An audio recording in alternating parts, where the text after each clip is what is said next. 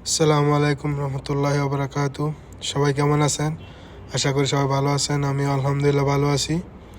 আমরা তিনজন চলে আসলাম মসজিদুন নববীতে। আলহামদুলিল্লাহ আসার পর আসরের নামাজ আদায় করার পর সামনের দিকে একটু দেখার চেষ্টা, জান্নাতুল বাগীর উদ্দেশ্যে রওনা হলাম।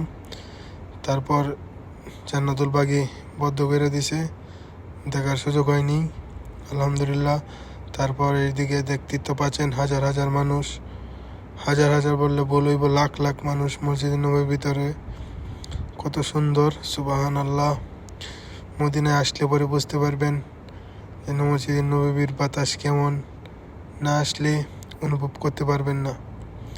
আল্লাহ তাআলা সবাইকে তৌফিক দিউক, মসজিদে নবী দেখার সুযোগ দান করুক।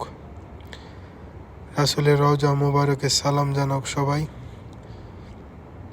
ও মদিনার মাটি রে, সকল সুখ বুঝি তোর কপালে। ও মদিনা রে,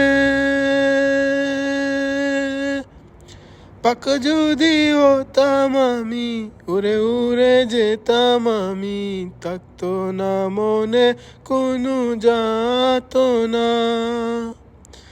দেহে নাই পাকায় আমার, সাথে নাই টাকায় আমার, কেমনে কেমনে যাব সে কানে। ও মদিনা রে।